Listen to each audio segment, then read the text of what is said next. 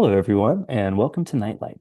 My name is Tom Snarsky, and I'm delighted to welcome you to our 31st Nightlight poetry reading event. 31 Nightlights, 31 days in March. It's a really good time to be approaching spring tomorrow.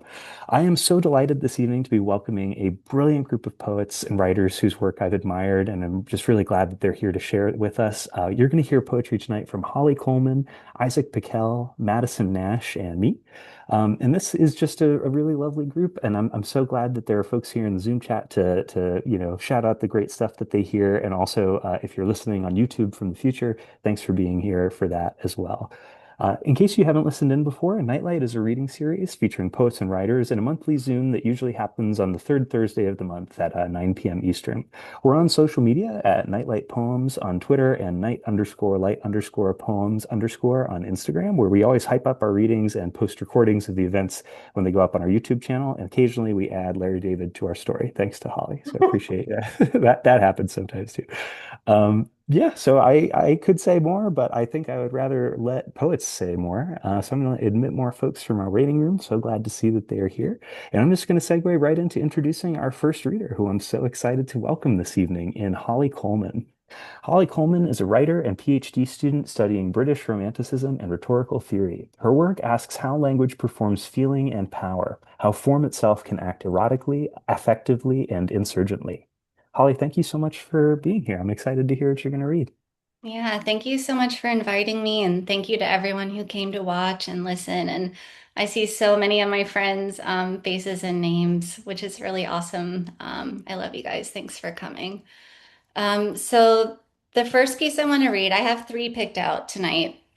The first piece is something I wrote specifically for Dream Boy Book Club. I don't know who here is familiar with them. Actually, Madison, I think maybe you published something with them. I kind of recognized. Yeah, yeah, I did. Yeah, they're so cool. If you haven't seen them, you should check them out. I've watched them for a long time and I just loved everything they were doing. Everything. I just loved it. And I so desperately wanted to be a part of it in some way. And they were accepting submissions for Series 8. And I kept seeing on their story like these prompts and these suggestive like phrases of what they were looking for in submissions. And one night they said that they were looking for horny academia. And I thought, oh, I can do that. So I'm a trained romantic. Well, I'm in training. I'm working on it. But I'm also very much a lowercase r romantic. And all of the writers that I'm studying and researching, I love to kind of poke around in their various interpersonal relationships and see like who are they hanging out with on the weekends and at night, maybe late at night. And I like to snoop around their love letters and be really nosy. So when I saw that prompt, I immediately thought about Mary Shelley and Percy Bysshe Shelley, and some of the lore around their relationship. Not all of which is proven true, but I don't think that really matters. It can still be inspiring. So it inspired this piece that I wrote for them, which is called "What If We Kissed on Mary Wollstonecraft's Grave?" Mary Wollstonecraft being Mary Shelley's mother. Um, and it goes like this. What if we kissed on Mary Wollstonecraft's grave just to see what might move? Not in a gross way, in a mother of feminism way. Maybe she'd hum through the soil when our teeth click. Maybe she'd bless us for wanting too much. Mary Shelley did it first. Her mother's plot, her lover's mouth, the original inheritance, a library of want. She kept Percy's heart after he drowned, dried it, boxed it, wrote beside it. That's devotion. That's archival work. If we did, I'd bring tarot cards, a Bic lighter, a vindication folded to the good parts. You'd ask, is this a date or performance art? I'd say, depends who's watching. Maybe we'd hear her whisper, yes, like that. And the ground would tremble with the sound of 1,000 skirts tearing open so the women underneath could run. So that's that one. The second piece I want to read is something that's in Passages North now. It's not inspired by historical events, rather inspired by real life personal events. More specifically, this spam call that I have gotten every few months for years now, which I fucking love it. Let me try to explain. Um, if you get a phone call on an iPhone, at least, I don't know how Androids work, but if you get a phone call and they start leaving a voicemail, you can click this little button on your phone and it'll start transcribing in real time the voicemail, like as they're speaking it, and it just like it shows up on your phone. Um, so I do that pretty much anytime I get a voicemail. But there's this one call I get. It's always from a different number, so I never know that it's going to be this specific one. It's always a surprise. But when I press the button to transcribe the voicemail, it just starts saying, "Please call me at your earliest convenience. Please call me at your earliest convenience. Please call me at your earliest convenience," like over and over and over and over again for minutes, like long minutes. And I have it usually down on my desk, like maybe I'll be in a meeting or I'm at lunch or something, and I'm just like trying to pay attention and I'm glancing down at my phone and it's just like begging me to call him. And I feel like this robot is like figuratively down on his knees, begging. And it starts to feel like very obsessive and kind of devotional. Um, I know this is really weird, but I love it. And I decided to make it even weirder and write this piece about it because I do love it. It's called Please Call Me at Your Earliest Convenience. Um, He's calling again. Miami, Wichita, this time Lover's Leap. Caller ID teasing me with allegory. I hold my breath until the words appear. Please call me at your earliest convenience. Please call me at your earliest convenience. The transcription drips onto me in real time, a slow spill of text, a liturgy of etiquette. Each please a pulse, a small finger on my throat, a love poem searing itself onto my eyes. I tell myself it's only a robot, but the longer I keep him waiting, the more human he becomes.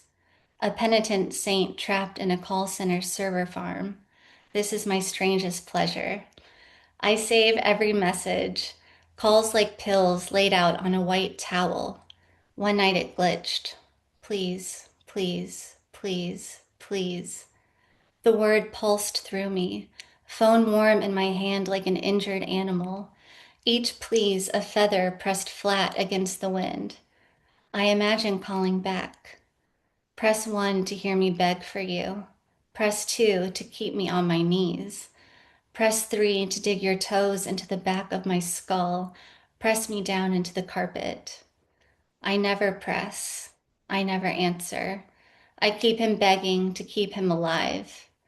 Maybe this is modern devotion, recorded, stored, replayed, faith enacted through signal and delay, a small cathedral of unanswered pleas.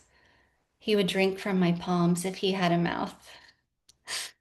Yeah. Sorry, I'm thinking about my mom the first time she read that, and she just looked at me and she said, "Mercy, child, mercy." Yeah, sorry, we're from the South.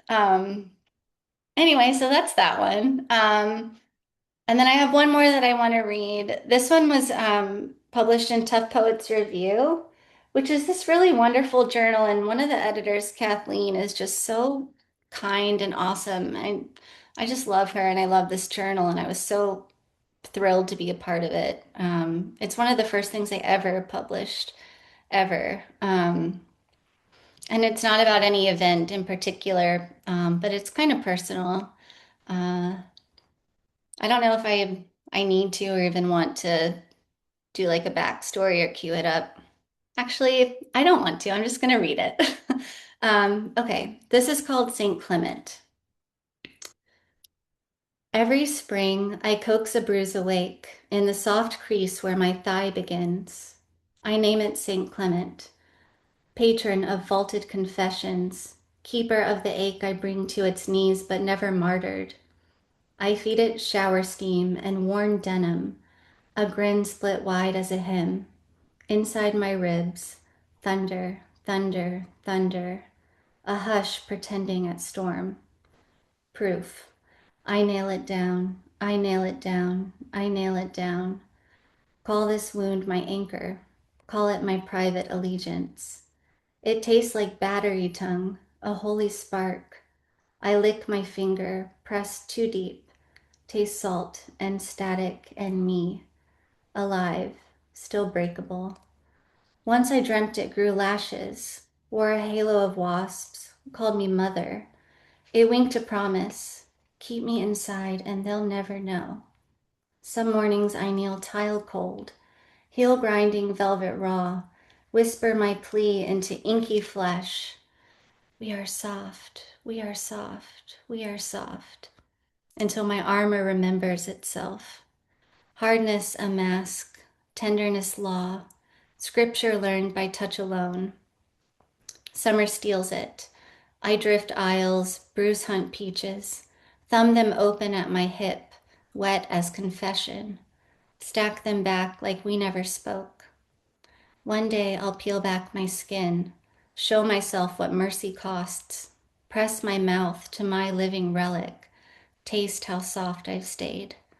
I owe you nothing. Amen. Amen. Amen. Yeah, that's all I got. Thanks for listening, Tom. Pass it back. Thank you so much. That was trained and lowercase r romantic Holly Coleman, who you can find on Instagram at Holly Caroline, HOLLYCAROLINE.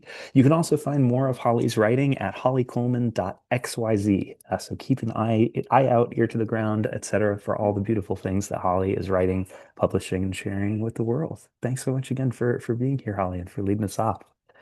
We're off to a beautiful start, and I'm really excited to keep the rhythm going by introducing our next reader as someone I'm really excited to hear read live.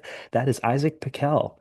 Isaac Pickell is a poet and PhD student in Detroit. He is a Cave Canem Fellow and a graduate of an MFA program you haven't heard of. His newest book, The Smallest Mistake We Call Human, is currently on pre-sale from Black Lawrence, and we're just really excited to have you on, Isaac. Thanks so much for being here, and I'm excited to hear some new poems. Hi everyone. I am, I guess, a romantic too, as you'll see from tonight's work. This is all new shit, with the exception of the very last poem, which is a little older, but something that I thought I've never read out loud to at a reading before, so I wanted to give it a shot. But these are all poems from the last couple of weeks. I'm writing all the time. It's a bad habit. Check the chat for the pre-sale. Pre-sale is a very big deal. I hate doing this. Repping yourself up is one of the worst things in the entire world, as I'm sure everyone knows. But if you like my poems, a whole bunch of them in a cover are available from Black Lawrence. So I hope you check them out. Anyways, I'm not much of a banterer between poems. I never got that skill set. So I'm just going to read some poems for 10 or 15 minutes, and then I'll be out of your hair. I hope you like them. Um, this first one has a walking title, so the title walks right into the text of the poem.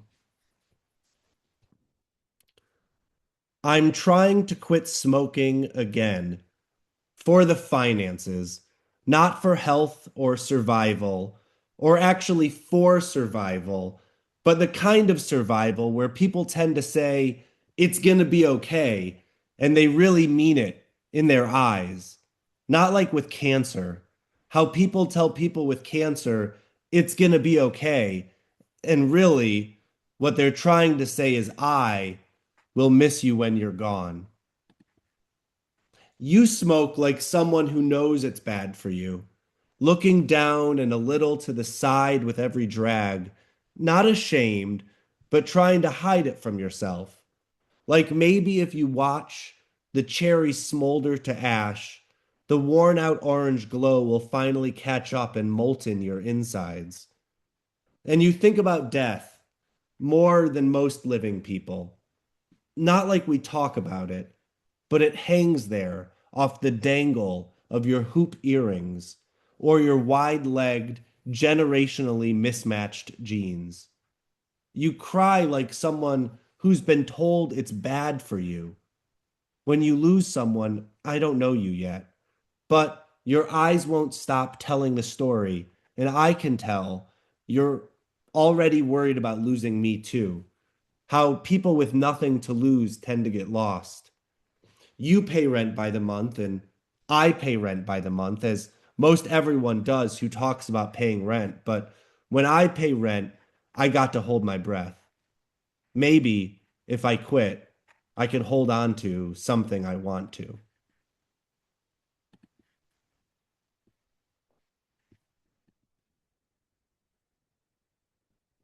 All right, this next one is reverence.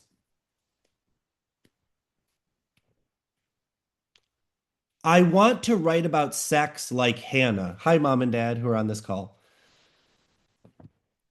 I want to write about sex like Hannah, who I'm always telling you is the best at writing about sex, who I want you to love before you meet because the way she writes about sex is the way she lives about life, flagrantly, bigger than the room, lush and slippery, like it's always falling out of your hands but not away from you, all oils and spices, fragrance and fact. And the way she writes about life is the way she sexes about sex, too. Smart, but careless, profound, and sometimes helpless, but only when she wants to be. Because other times, she's in charge, so in charge. And her life and sex are always sliding into each other, like a switch couple who doesn't care who takes the lead. And she's never boring, even when she's sad. And that's why her writing about sex is so good, because it loves without making a big deal out of it, because it wants and it's sculptural. And do you see the contradiction? How it doesn't move and yet gets everything it asks for. But the sex we're having, it isn't the sex we're having yet. You pinch my cheek and I hold your side. And the one time we were water together, I kept getting this feeling like I should say I'm sorry or I love you, even though I wasn't yet, and I don't yet. And the lights were on, and I really wanted to tell you about taking all of you in, finally, all of you. But instead, I just didn't say anything because I'm not Hannah and don't write about sex because I'm not sure anyone else wants to be having it like me. And the colors are so sharp in your apartment, even though there aren't very many of them. And after we're done, I keep looking at your skin, waiting for it to glow. But your eyes look at mine, and that's enough.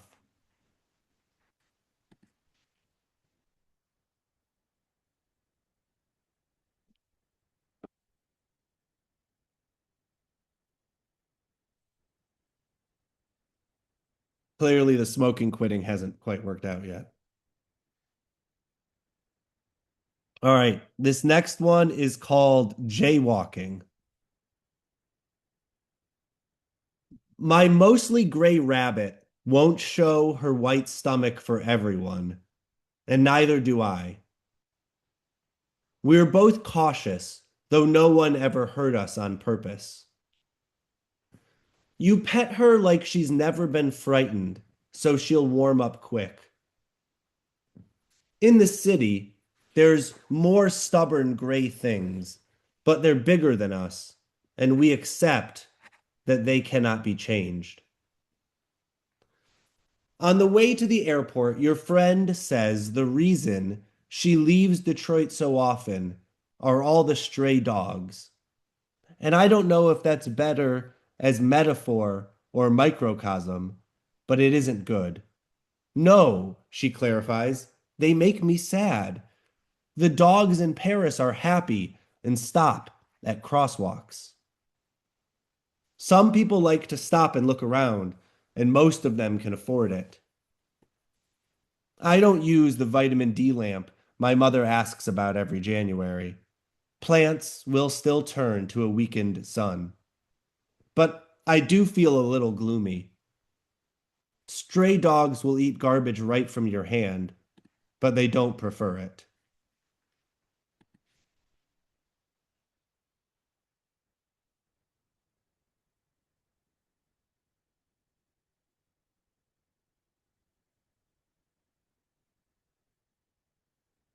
Like any old leather, and this one is after Diane Seuss, who everyone knows Diane Seuss. She's great.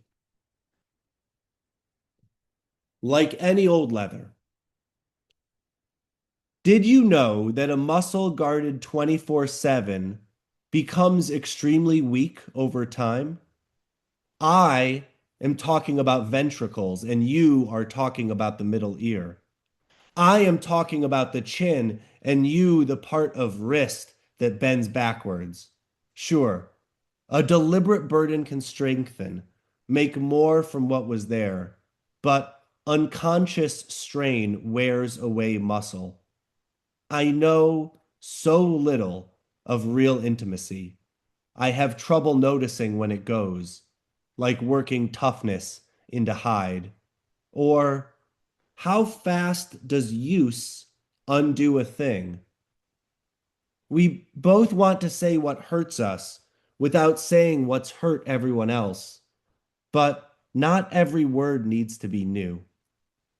Millennials say LOL after dire sentences, like tone can change outcomes. My back is flat on the cheap wood in front of a painted open heating vent. The heat isn't going right now, but will be soon. Sometimes I can't even feel it. LOL.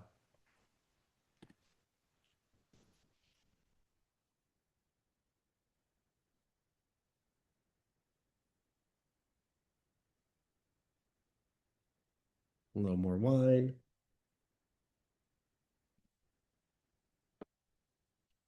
I say that as a millennial, let's be clear. This is no shade. Okay. This next one is a little different. We're moving I don't know, content warning, mental illness is sort of coming up uh in the next few poems. This one is called An Armchair Psychiatrist's Bestiary. So, for people who don't know, a bestiary is a poem that is like a catalog of animals, a zoo. So, this is a zoo. An armchair psychiatrist's bestiary.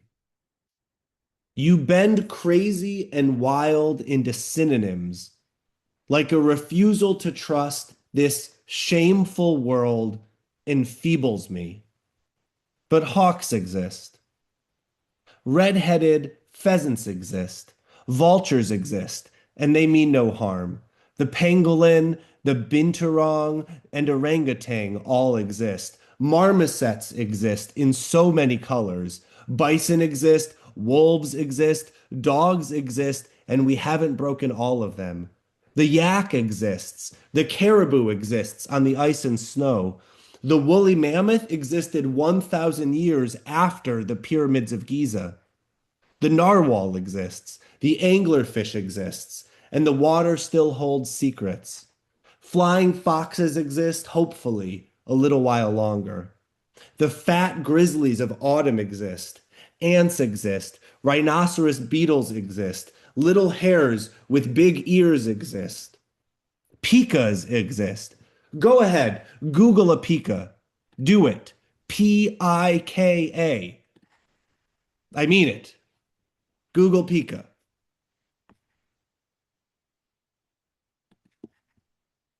Okay, now call me crazy.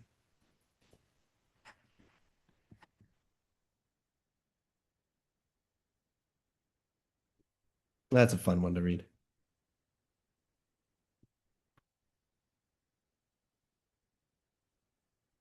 There you go. AJ in the chat saying they love pikas. Absolutely. Just the best little animal.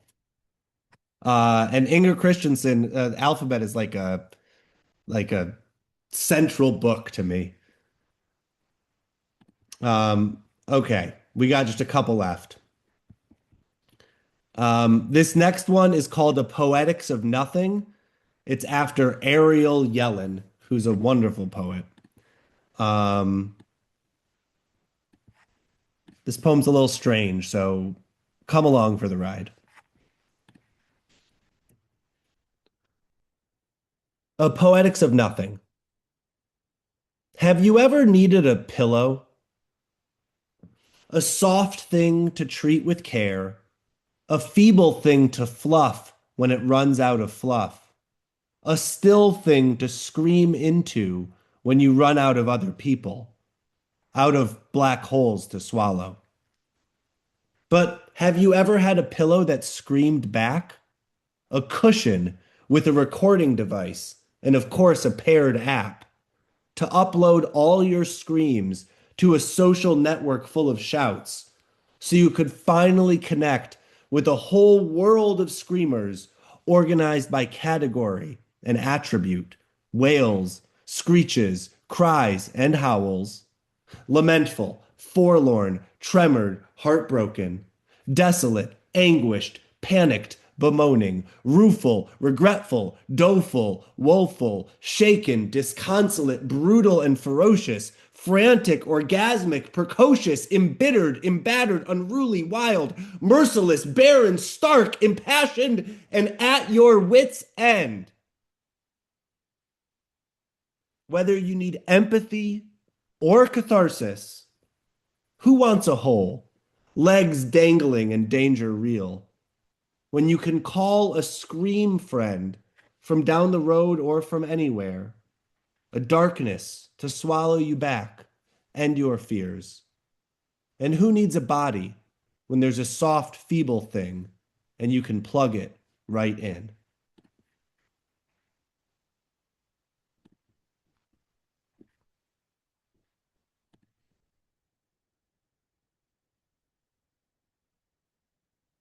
All right, we're kind of staying on theme with this next one. It's called Fuck. Fuck. Fuck! Everything is so bad. There's an auction on our dreams, bonanza, palooza, an extravaganza. Our one reverie is sold for cents on the dollar. We got to be so good just to hold on to what we got. They have us ringed like trees, growing half a centimeter a year and calling it progress. In the century it takes to see a difference, we'll all be dead. Fuck. I just want to say something true that doesn't hurt. Like palms on love handles tell us perfect ain't the only way to stay alive. If I'm wrong, let me down easy.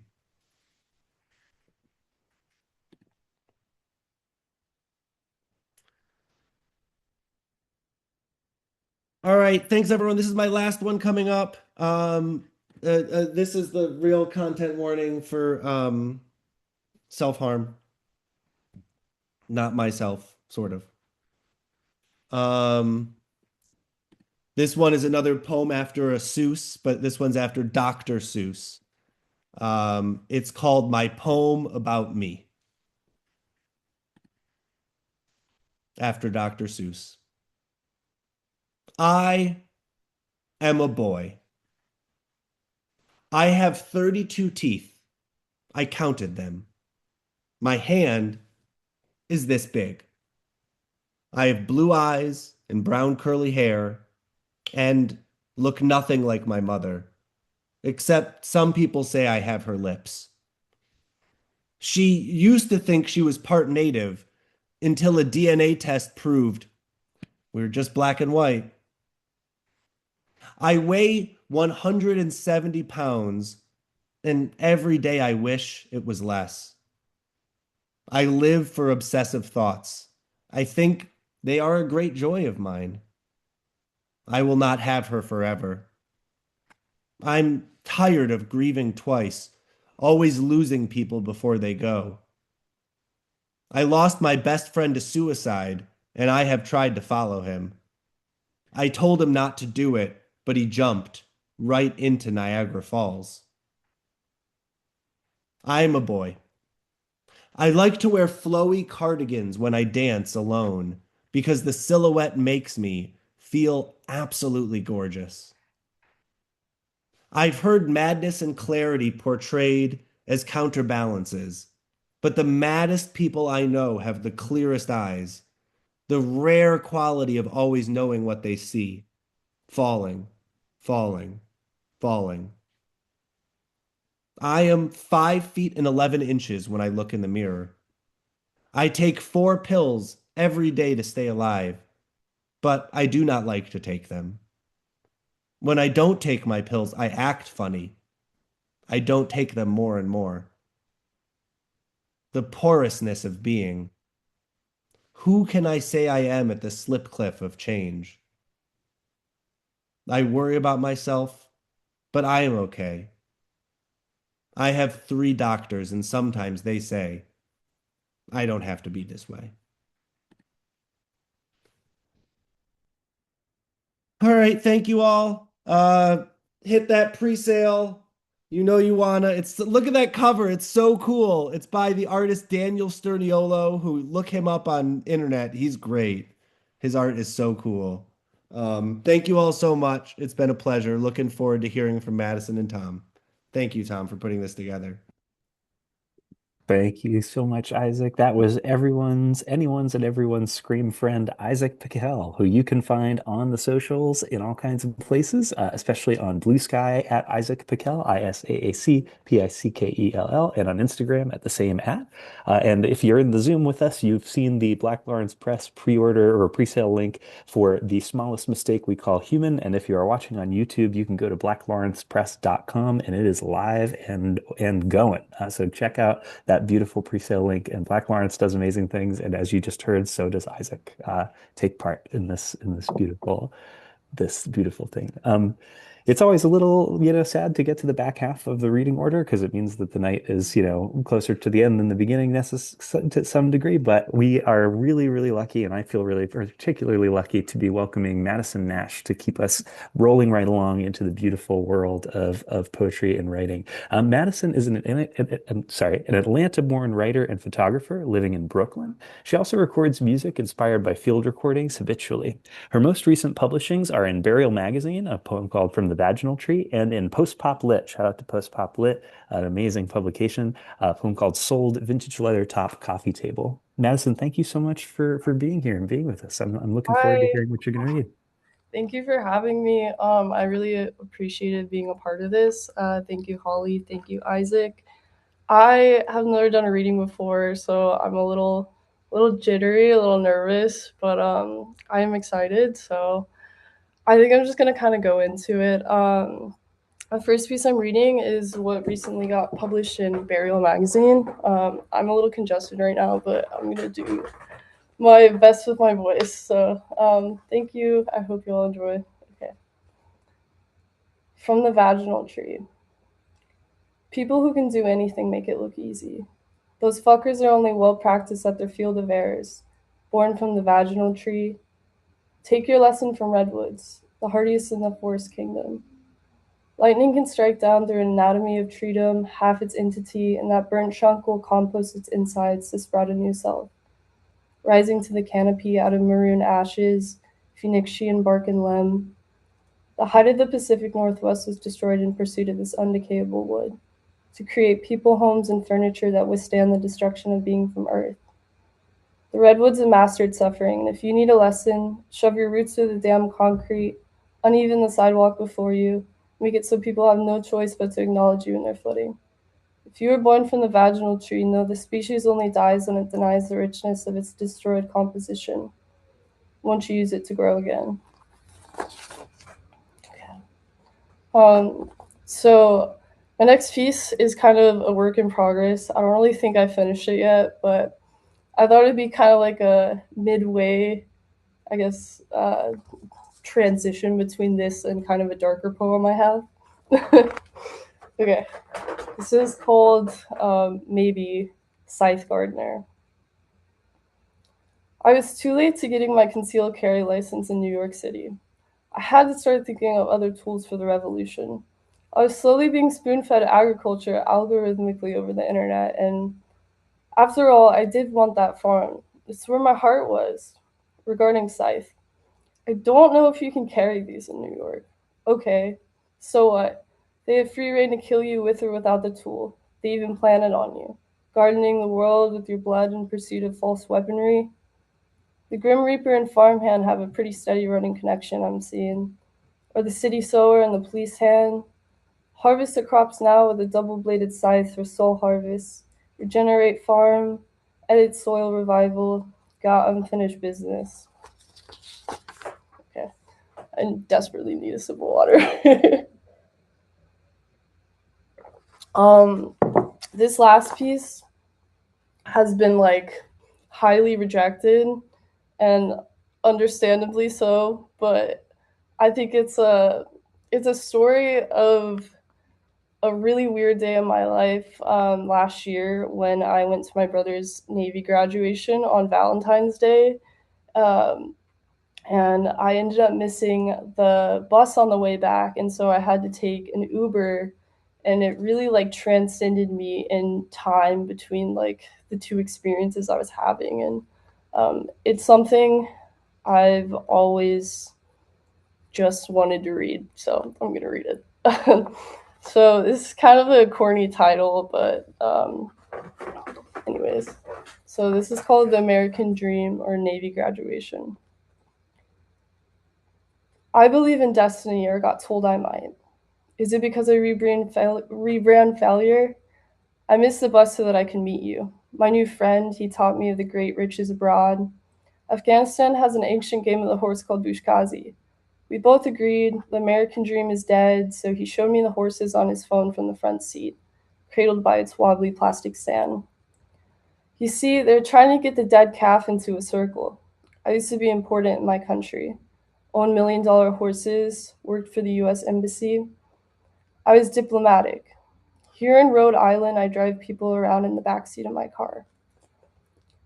I could only reply with words in Navy graduation. On Valentine's Day, I watched an orchestrated dance of war ritual fill up a room they had decorated in loving families. How they put hats on them, all these stiff movements to swear allegiance against the enemy, as if the enemy was unspoken knowledge at your discretion. Sometimes I think the only way to get up on your luck in this country might be the sold body, so being you survive the sale. This year they started hunting for queers again, training and ungraduating, sign right here on the line, sold body.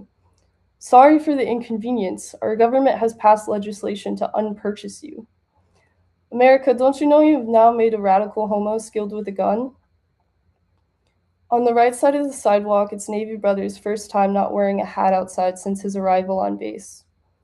They deal out demerits for a hatless head, and the new American sold bodies prepare to take on the role of an AI officer, the ones that blow up the people who scarf their heads abroad.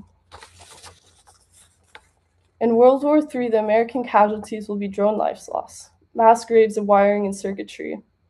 As an American AI officer, when you send out the bombs, you can cover your head with a hat, your eyes with your hands, and I promise you will never feel your war. Dad tells me if I enrolled in the Navy, it would be the greatest thing I ever accomplished. His proud father label would shoot through the roof, exploding every room with proud. But Dad, what about the sexual assault statistics? Dad, this is no place for the woman. Daughter, you better cash in that lifetime check as an honorably discharged freedom fighter than keep up this starving artist thing. I could never be that hungry. I watched him cry at Navy graduation today with the same eyes as mine. Blue eyes crying the same as mine. Okay, that's it. Thank you. Amazing, Madison. Thank you so much for those. And if you were in the chat earlier, I linked to Madison's wonderful Burial Mag poem, and check out the poem in Post Pop Lit as well. That was Madison Nash, who you can find. I gotta like click away. I got the Burial Blue looking at me. I switch back to the tab, which is always a good thing. Shout out to ZH Gill. Again, Yes. yeah, that was Madison Nash, who's on Twitter and Instagram at Mad Maxi, but with a one. So it's MADMAXX1E. Again, that's Twitter and Instagram. And you can check out Madison's personal site, madisonmarienash.com, MADISONMARIENASH.com, where Madison's photographs, writing, and audio projects live. Really great to hear from all of y'all and to hear these incredibly wonderful, like I always type in new shit in the chat over and over and over again because there's just such great, wonderful new work being shared. And I'm shamelessly going to ride all of your coattails by saying that this is my version of new shit, which is this is a book called Mountebank. It is officially coming out in the world as of like March 31st or so. So it's out from the wonderful Broken Sleep Books, edited by the really lovely Aaron Kent. And I am, taking MC privilege, I suppose, taking up this last slot. So I'm going to read a few poems. I'm going to like start a little timer so I don't read for like 2 hours because that would be very embarrassing and a gross abuse of MC privilege. But the book is in 5 parts, just cause. And I'm going to read from the fourth part, which is called Small Flooded Engines. And if you've ever worked with small engines, like if you've got your chainsaw or your lawnmower or what have you, you know that they're really easy to flood. And this is a section of the book that kind of felt like it was mostly sonnety, and not all of them are sonnets really. This first one's much shorter than that, but I like the sonnet as kind of a beat, and it's nice to have a beat that you can like deviate from as much as you want. First one in this section is called Why Do Cartoon Hearts Look Like That? It's important to find a mystery the size of your life, never solve it, and panic if you get close. Before I read the next one, I'd like, oh no, Quesadilla left. I was going to show you Quesadilla, but she has disappeared. She might come back. She was chilling in the same spot for a while. This next poem is called Needed. And if you, we have propane heating, and they just put the tank for it underneath the ground. And a thing that happens to pretty much anything you put under the ground for a while is it decays. And there's a point where eventually it decays enough that if the sacrificial anode goes away, they'll like stop bringing you, like they will not bring you more propane because they're like, whoa, whoa, whoa, you're about to just put this straight into the ground. So this is a poem called Needed. The sacrificial anode wore away, and we were liable. One thing happened, then another thing. Anniversaries, the deaths of old stars, nomenclature changes, and an orchestra that programmed Sofia Gubaidulina's Night in Memphis in late fall. Liable, the ugliest word in the whole language, that mezzo-soprano part. I know nothing about it except it can be sung by a contralto too, the parable of the persistent goose flock which ate the lilies the very day they were planted. This poem's untitled. The essence of human being is trying something, not knowing if it's going to work. Go viral, glass careful, names filling up the hat. My whisper has a stunt double that's more of a scream. I accrue belief like a lifeboat taking on water. This poem's called All Together Now. In the spreadsheet, I change the cell padding and everything fits on one page. The bee gets caught in the netting around the tomato plant, and I go inside before I found out if they make it or if they make it out or not. The plot of that prestige television show totally lost me, but the people in it are so beautiful, I keep watching. There's a bisexual character this season who I am watching for clues about how my life is supposed to go so that I can ignore them and bring Evie in from outside. The rules for a funeral procession are, if you run a red light and I am behind you, then I have to go through too.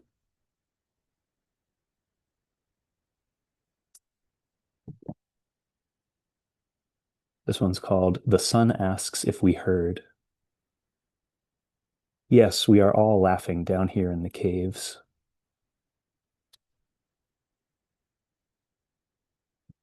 I think that's probably my favorite one in the book. This next one is called Amateur Radio. And I didn't know this, but we live in a little town that has like some fairgrounds and, lots of cool special interest things roll through. And there's always every year this like incredible, they call it Ham Fest, and people sometimes go there expecting food, but it's ham radio, baby. And it is the gathering of the century every year somehow. Amateur radio. I drank until I saw my father turn his fear into questions. The singer took no pay, only pictures from their frames, and one book on Kokoschka no one still alive had opened. The farmer was nice at home, but quiet at the market, almost rude. Not the same, which math has a lot of words for. Congruent, isomorphic, unguent for the trolls.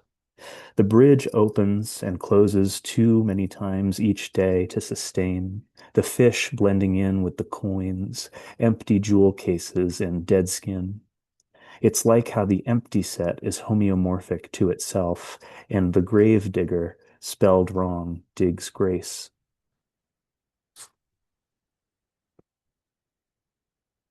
I'm going to read a couple more from the book and then pop over to a new ship thing. This poem is called Teachings, and I posted it on social media earlier today. Teachings. Never glare back at the thought hammock. J'accuse is a complete sentence. The best firewood is dry, but not completely. Memorize the oceans, their names and shapes, what they touch. Don't rush. Don't rush. This poem's called Delayed Green. I look bad in the window of my phone screen, directed toward heaven most of the time. Harry Dean Stanton's character can't pay his rent. Justin Theroux's character can. There are two ways of being in the world. My poem is about my favorite movie, Inland Empire, which Harry Dean Stanton and Justin Theroux are both in, along with the all-time great Laura Dern. I'll read two more from the book. This one is called Stirred, and it was published at HAD, who are lovely. Stirred. No, I am not interested in anything recently listed for $800. I don't know what the river or the window looked like cleaner. A signet ring that desperately needs polished, inscription like the chalkboard ghost of a name. There are swing sets will hold your weight, but none'll take you to heaven, least not on their own. My eyes itch so badly I renewed Debussy from the library, the pieces written after toys he gave his daughter, in a forum post about which all someone spells it lake believe. This is the last one I'll read from Mountebank. It's called World Youth Day. And it's about who I think might be the most recently minted saint, but I don't know. My Catholicism is real rusty. World Youth Day. The cup skitters across one space like a mouse in the dented humane trap, the one your mom dropped that box onto, so now it cannot close. The rest of the lot is quiet. Kids sealed behind car windows, silver in an infinity mirror at the museum of your godded childhood. Remember how loud the wasp was, dying against the glue among her peers? I am rooting for the Italian teenager in line to become a saint who made a website and filled it with miracles.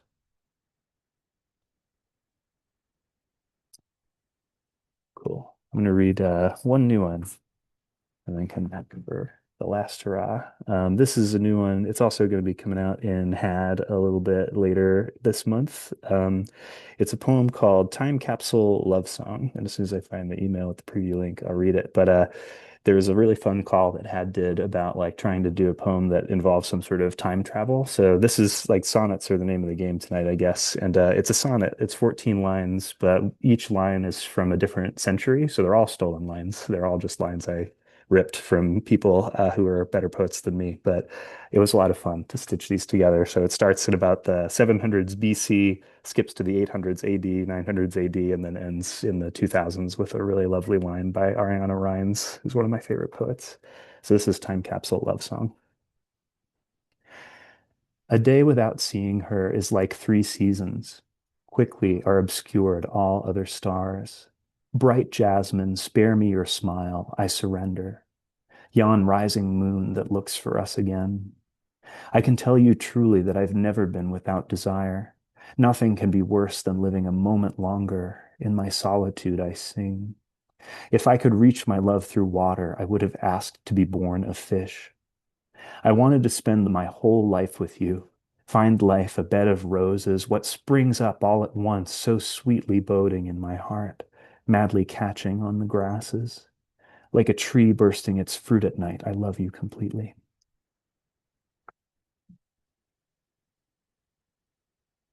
Shout out to Ariana Ryan's in the chat. I'm glad you love her too, Holly. And yeah, thank you all so much. That's the last new poem by me that I'm going to read. And I just wanted to say, by way of closing, thank you to everybody who's here tonight. Thank you, Holly, Isaac, Madison, and everyone who's in our Zoom chat together. This is always a really magical night of the month for me. And I appreciate so much getting to hear all the amazing new stuff that you're doing and just all the support that everybody has shared with one another. It's really beautiful. I hope you might consider staying in touch if you're new to Nightlight, or if you're not new to Nightlight. We do have some repeat readers over the times and the years, and we've got a reading coming up next month on April 16th at 9 p.m. Eastern. It's going to be a really, really good time.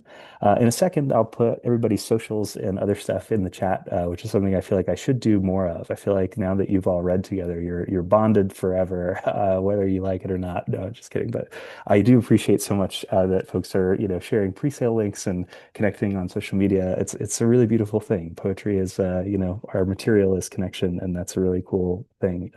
I also will always end Nightlight with a poem. Sorry, you're hearing so much from me at the end, but I'm going to read a poem that's also in Mountebank, but not by me. It's a poem by Ronsard, Pierre Ronsard, and it's probably one of my favorite poems of all time. This is an attempt at translating it. It's been with me since like high school, and a really great French teacher that I had who taught this poem. And it's a poem that borrows a line, pretty famous line from the New Testament. But it's a poem that I read, it's like a passage between, in my opinion, the world and the not world. And so this is the poem that I read to one of our cats when she passed away like a year or so ago. It's called in French just the name of the first line, which is Je n'ai plus que les os, which is I have nothing but bones now. So this is again by Ronsard. I have nothing but bones now, am skeletonesque, unfleshed, unnerved, unmuscled, pulpless, struck down by death's unforgiving arrow. I don't dare look at my arms, lest they make me tremble with fear. Apollo and his son, two great masters, wouldn't together know how to cure me. Their craft has let me down. Goodbye, amiable sun. My eyes are stopped up with oakum. My body is descending to where it all comes apart. What friend who sees me at this spoiled point won't return to their dwelling with sad, tearful eyes after consoling me in bed, kissing my face and wiping my eyes laid sleepward by death? Goodbye, dear companions. Goodbye, my dear friends. I'm going first to prepare a place for you.